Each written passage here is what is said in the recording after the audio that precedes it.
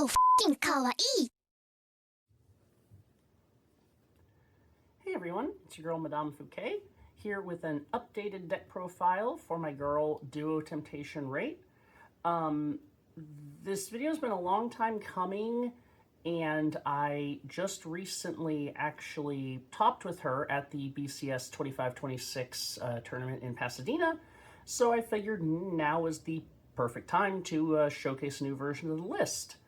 The old video is incredibly outdated as far as build and even just cards available go. So even though this is technically an updated deck profile, the game plan has changed so much that a lot of the information from that one isn't quite as useful anymore.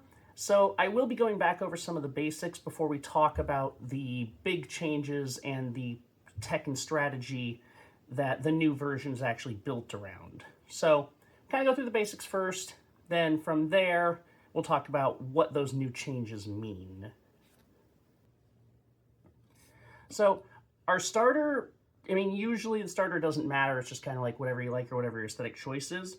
But in the case of this deck, it does matter for one simple card that we use. We are using the Shizuku starter because we do have, as one of our grade 2s, Shiratsuyu.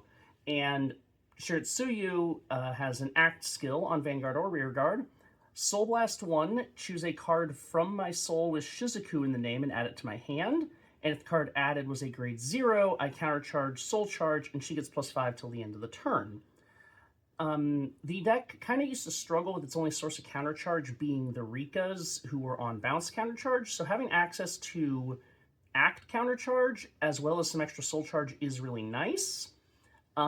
Also, just adding an extra card to your hand is helpful, and we do have a funny emergency button stride in the G zone that ties into this, which we'll get to later. So we're going to move into the triggers now, and I'm just going to kind of talk about the trigger lineup all at once this time, because like a lot of it's pretty basic info that we don't necessarily need to go too in-depth on. But it's a pretty standard looking trigger lineup, if I'm being honest, because we've got the Stride Fodder crits, the Draw crits, which were not available at the time when I first built the deck and filmed that original video for. So I was originally running a lot of extra draw triggers just because the deck was very desperate for draw power, but these pretty much fix that whole issue and allows you to run the far more aggressive trigger lineup that the deck genuinely wants. Heal Guardians and Draw PGs are kind of pretty standard issue at this point, so I don't think we really need to justify them being here. I have had some people ask me why I'm running Blue OT. The main reason is that we do have a restanding Vanguard, so, you know, having a 9th crit in the deck attached to the overtrigger is very helpful. Also, because the deck can be very piece reliant, adding a card back from the drop zone to the hand can just on its own be an incredibly helpful thing to help turn the game around a little bit.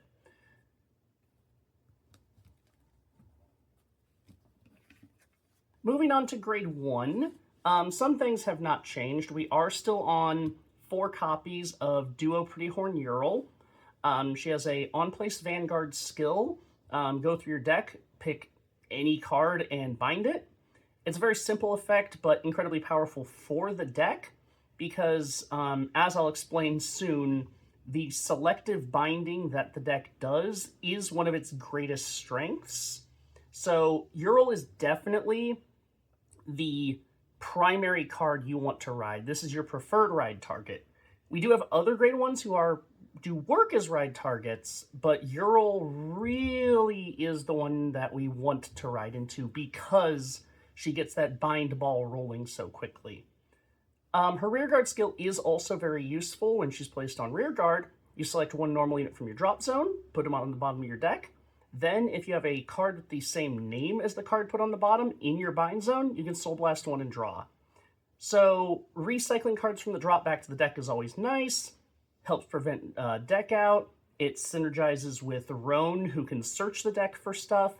And the added draw power with the Soul Blast is just helpful overall because everyone likes drawing cards.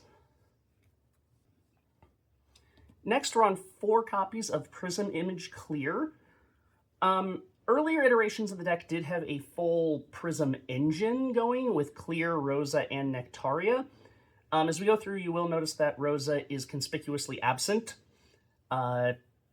We don't really actually need the full engine. Clear is perfectly self-sufficient on her own.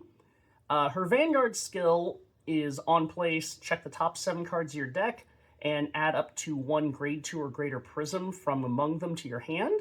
So in this iteration, yes, Nectaria is the only target she has for that, but we're not really using Clear for her ride skill. It is just kind of a nice bonus if you get a Nectaria off of that.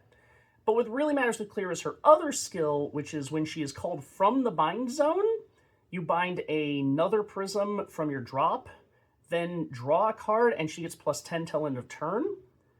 Outside of the core strategy of the deck, Clear is our primary bind call target. And she synergizes perfectly with Reit, because with Reit you have to discard the card that you want to call from the bind zone. So, since I have to discard a Clear to call Clear, there will always be a Clear in the drop for me to bind. So, you're never going to be in a situation where you call Clear from bind zone and you can't pay the cost for her skill. That's the main reason she's here, is she's just good utility, the draw power is really nice, a 18k booster / emergency attacker, never a bad thing. Then we are on 2 copies of Mermaid Isle Sedna. She's just your standard on place from hand, check top 5 for a grade 3. If you do find a grade 3 and add it to your hand, you have to discard a card. You know, every clan has these, it's nothing super impressive. But considering Reit is the only grade 3 in the deck, Sedna really helps us with the consistency on making sure we see her. In addition to the built-in ride fix strategy that the deck has, which I'll get to once we get to the grade 2s. Sedna is also notable amongst those clan-wide grade 3 searchers in that her +5k skill is notoriously easy to gain, in that she only needs another unit in the same column as her to get it. So she's pretty much always 13k, and so that extra power is always super helpful. Now, there is another grade 1 in the deck, but I'm going to get to that when we cover another one of the grade 2s, because it's all kind of connected. Moving into grade 2, we've got Duo Mini Heart Roan. She continues to be one of our primary ride targets and just one of our most important units overall. Her first skill is an auto on rear guard. When she attacks, she gets +3000 for every card in your bind zone. So she can become a surprisingly big beater, which is nice because the deck doesn't necessarily generate that many numbers of its own super large. So her powering herself up like that is very helpful. The most important part of Roan, though, is her act skill on Vanguard or Rearguard. If you have a Duo Vanguard, you can pay 1 Counterblast, and then search your deck for a card with the same name as a card you have bound, and add it to your hand. So it's a great +1, but more importantly, it means you have a card with a matching name in your hand to discard for Reit's skill to call somebody from bind. So that, combined with the selective bind on Ural, as well as the selective bind on Nectaria, who we'll get to, means you really just have the ability to decide what card Roan is going to add to your hand. She makes it really consistent to always see the cards you want to see. And that is why she is so important. Next, we've got 2 copies of Courteous Beauty Saria. Saria is absolutely our second best ride target, potentially even tied for first best, honestly. Her only skill is her auto, on place, Vanguard or Rearguard, discard a card from your hand, look at the top 3 cards of your deck, add 1 to your hand, put the others on the bottom in any order, then she gets +5, and if your opponent is at grade 3, she gets +10 instead. So Saria really helps with the filtering. She's up there with Sedna in terms of helping you to make sure you actually see Reit. She's your only grade 3, but she can also just make sure you see any important combo pieces overall. as well as the built-in self-booster strat make it so on your grade 2 turn, your opponent actually has to think about guarding, as well as helping to make her maybe not on Roan's level, but a decent beater as a rear guard. Then we've got 2 copies of Duo White Crystal Rika. She is our primary source of resources because she is, when she's returned from rearguard to hand, countercharge 1, soul charge 1. The deck is very resource reliant, especially on counterblast, so seeing at least one Rika can really be the difference maker. Fortunately, between the 2 copies of her and the 1 copy of Shiratsuyu we run, who also countercharges soul charges, you're not generally going to have an issue with resources. You should always see at least 1 copy of them, and especially since Rika is on bounce to give you those resources, she's incredibly easy to reuse over the course of your turns.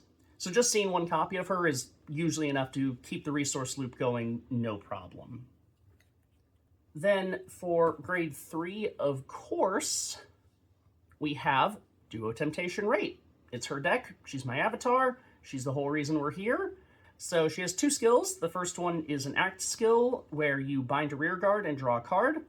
Very simple skill. She can help you get the units you want bound if you have them in your hand, because our other selective binders are from deck, which means that if we've drawn the stuff we want bound, Reit's act skill can help rectify that, and you get to draw a card, so it's just a nice little break even in that way.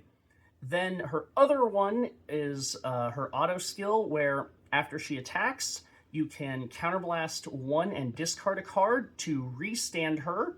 Then you can call from your bind zone a unit with the same name as the card you discarded. Also, if your opponent is at grade 3, you get to give Reit herself an imaginary gift force. So this is obviously her primary skill. It's what she's known for, being a restanding Vanguard that goes burr. And combos perfectly with Heltrauda, who is the main stride the deck is built around. Also, the fact that she nets you an extra rearguard attack with that call from bind is really nice, because the attack count on the deck can just kind of climb very steeply, very suddenly. Then for grade 4, we have Legendary Prism Duo Nectaria. Nectaria is, she's got the act skill from hand. To bind her, go through your deck, select any card, and bind it as well. So she's up there with Ural in getting exactly what you want bound. She also has the continuous ability on Vanguard and Rearguard that if you have a Nectaria in your bind zone, she gets plus 10k. Also, if she's a Vanguard, she gets an extra crit and a drive, but we're basically never riding Nectaria, so that part pretty much never comes up. But the plus 10k is great because it makes her a big beater, so she can join Saria and Roan in that department, but she's really mostly here for that hand skill to get our bind zone set up the way we want it. Now, the grade 1s and grade 2s I was holding off on are going to be the Pearl Sisters. This, almost as much as Reit, is what the deck is built around. So, you may know that the V version of the Pearl Sisters do have skills on them that you're only allowed to have 1 of this card in your deck. Now, the ruling on that means that you can only have 1 of the V version of each of them in the deck. That rule does not actually extend to the old original versions who share their names. What this means is we can run 1 of each of the V version and 1 of each of the original versions. So, just to clue anyone who doesn't know in on the Pearl Sisters, what they do is, if you have each of them on the field, they give the other enough power to turn them into a 28,000 power base, 2 crit base beat stick. And that 28,000 base power is on your opponent's turn too, so they're also incredibly hard to kill. So, if you have both Pearl Sisters down, you have 2 huge, hard-to-kill, double crit rearguards threatening your opponent at all times. They're balanced out by the fact that you can only include 1 copy of each of them in your deck. So normally it's very hard to actually find both of them and get them on the field. However, because we have cards like Ural and Nectaria and even Reit's Act skill, we can simply bind the old versions of them, then use Roan's skill to just go into the deck and get the V versions. This makes this, perhaps, arguably, the most consistent Pearl Sister deck build I've encountered. It has no problem getting both Pearl Sisters out with astonishing consistency. And one other fun piece of tech to note is that their skills to give each other the power and crit do interact with their old versions. So say you've got the V version of Perla and the old version of Pearl, your old version of Pearl is now a gigantic beat stick with 2 crit, because of the way she just says that all of your Pearls get the power and crit. So you can, even if you only see one new one and one old one, you can still mess around with that and get a incredibly scary unit out of it. The original Pearl Sisters do have their own skills that I didn't really go over. They haven't aged terribly well. They'll be up on the screen if you want to pause them and look at them. If they're both on the board, you can get a neat little free bounce and draw a card as an on-hit skill. So it's there, but they're really just here to get bound so you can get the new versions and start doing scary Pearl Sister things. Real quick for orders, we do of course have Elementaria Sanctitude to round out our Sentinels, because we only had the 3 draw PGs, and then Forbidal Surrogate, which, yes, we only have the 1 grade 3 and the 1 grade 4 in the deck, but because Nectaria is so important, since she just reads, go get a Pearl Sister from your deck and bind it, Forbidal Surrogate's basically our 5th copy of her to make sure we see her so we can make that happen. Making it really the best Regalis piece choice for the deck. If you were really worried about running into opponents with a lot of removal, you could do Ladder over it, but I do worry about taking a small hit to the consistency by not having a effectively 5th copy of Nectaria in the deck. One thing I do want to touch on real quick, though, is, you know, with concerns about Reit being the only grade 3 in the deck, and it's like, oh, you know, worried about actually riding up to grade 3 on time, the deck does kind of have a built-in ride fix. So let's say post-Mulligan, you see only Roan, Ural, and Nectaria, or honestly, even only Nectaria and Roan, you can fix yourself. So ride Ural, bind a copy of Reit, then when you ride up to Roan, just use her skill to go search for a copy of Reit and put it into your hand. Alternatively, you know, you could, if you don't see Ural, you could use Nectaria to go get a copy of Reit and bind it, then use Roan to search for a copy of Reit and add it to your hand. Either way, this helps the deck stay a little more consistent on finding Reit. I have had to G-assist with surprisingly low amounts, so that's really nice. As just like an extra little tech that the deck has available. Moving into the G-Zone, we are on 3 copies of Heltrauda.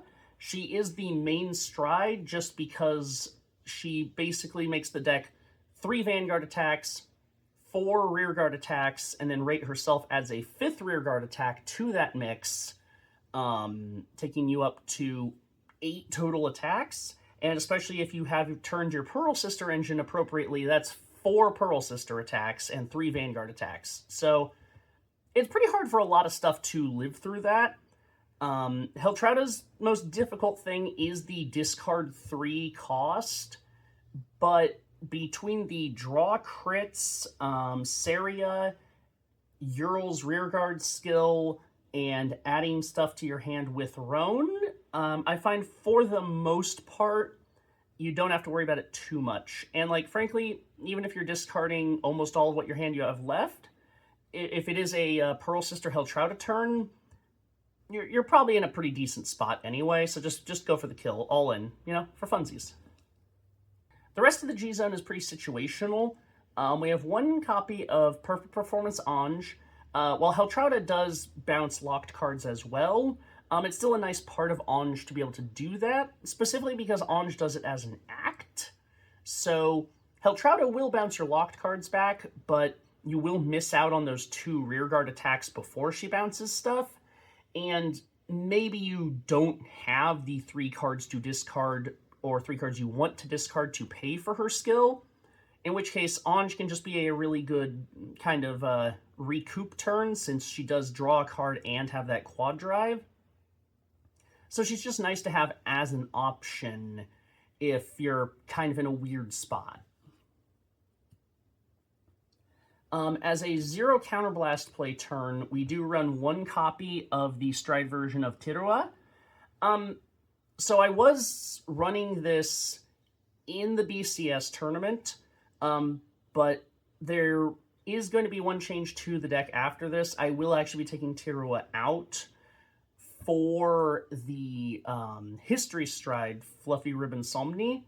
Tirua is cool, but she's always kind of felt awkward in the deck because she bot decks your rear guards, and in this deck, a lot of times your rear guards are either your Pearl Sisters or maybe your Roans and Urals. So they've got either skills you want to reuse or they're the Pearl Sisters. So she just never quite fit in that way. She was just made to work with different cards. So you can still use her if you're a big Tirua fan. She is still restanding Vanguard Go Burr. But for the 0 counterblast turns, I will be switching to Somni, just because she can bounce Rika to get you resources, since you're out of counterblast.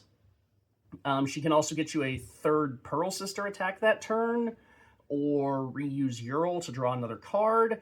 Somni's just going to be a little more flexible in terms of why you're probably having to do a 0 counterblast turn in the first place. Next, we're running 2 copies of Splendid Fortune Shizuku. So remember, we are running the Shizuku starter and Shiratsuyu, and this card interacts with them.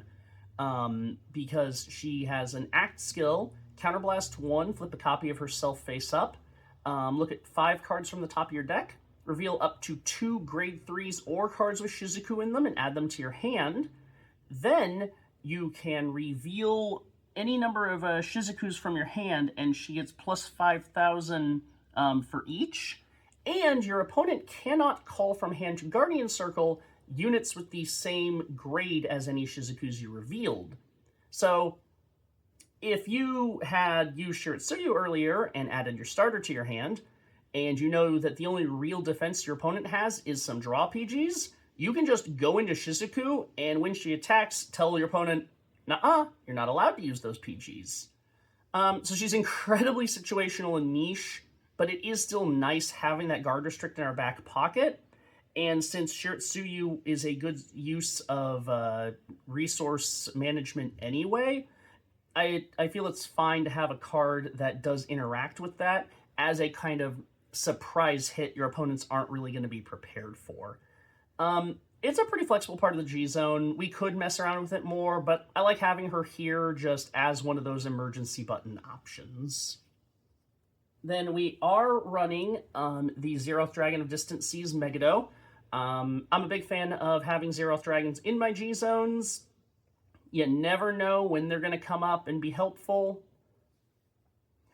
And they can be fantastic game enders. And especially because he, say your Pearl Sisters got retired or something, Megiddo just brings them right back. And if you're in a situation where all 4 Pearl Sisters are either in drop or hand, I'm just saying 4 Pearl Sister attacks on a Megiddo turn is pretty great. So he can be a great finisher, just, as with any Zeroth Dragon, use with caution. The deck really is Heltrauta-centric as far as strides go, but I believe in having options like this available because you never know when they're going to come up. Speaking of options coming up, we do also run our Progenitor Dragon, Balanarena. Much like Shizuku, your opponent might not be prepared for some manner of guard restrict.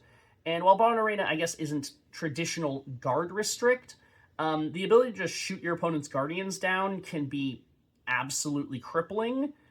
And the deck does run enough grade 1s, and especially having triggers, you should have turns where you have plenty of ammo for those shoot downs. The free stride you get for doing a progenitor is nice, but Balan Arena is rarely going to be your first stride, so I don't personally see that coming up that much, but it's there, so it's nice. Then for G-Guards, we have 2 copies of Diva of Salvation Lucretia. She is just a nice, flexible G-Guard with her auto skill, Counterblast, and returning unit to hand. Then if it is a grade 2 or less, she has 15,000 shield. Or if it's grade 3 or greater, Vanguard gets +5 till end of turn. Less so for the shield values, and more so for if your opponent is threatening some important rearguards, like your Pearl Sisters. It's nice having Lucretia to get them out of the way, out of harm's way, and do some defending in the process.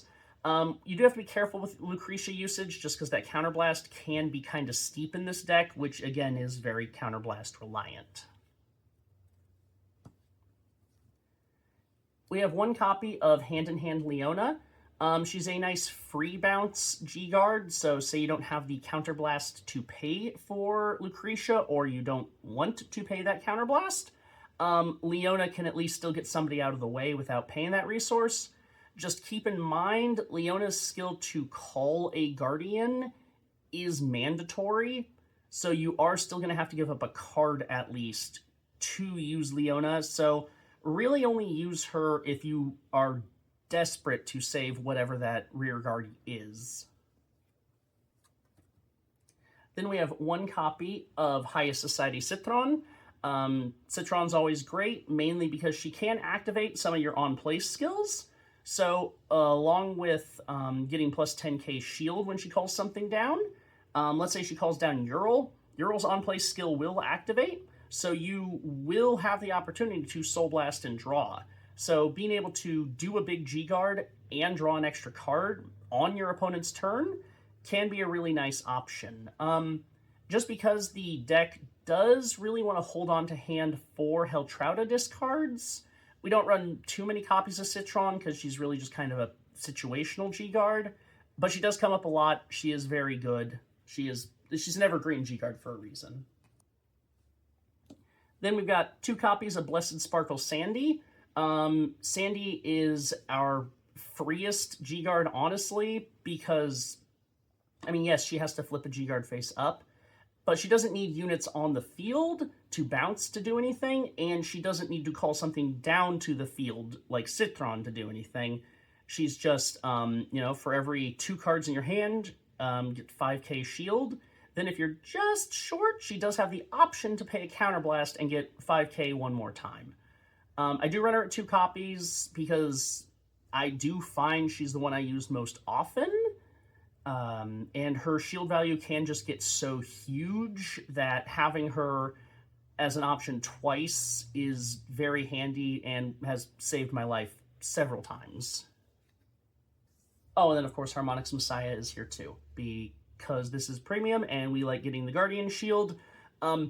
He's not doing much else, honestly. Bermuda Triangle has so many of its own really good unlock strides that you really have no reason to go into Harmonix Messiah, but you can, flip him up to pay for some G-Unit skill costs, and the Guardian shield is great, so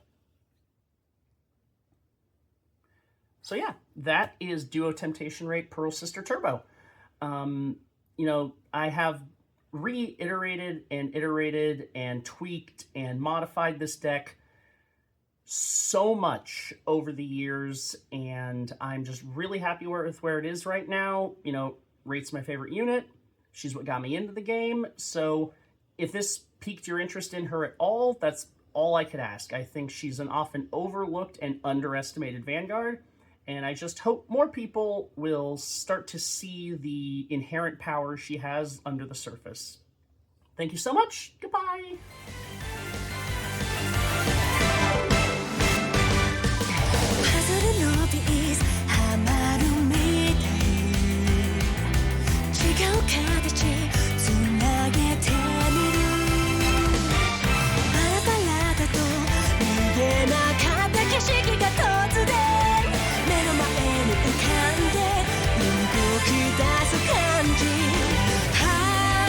She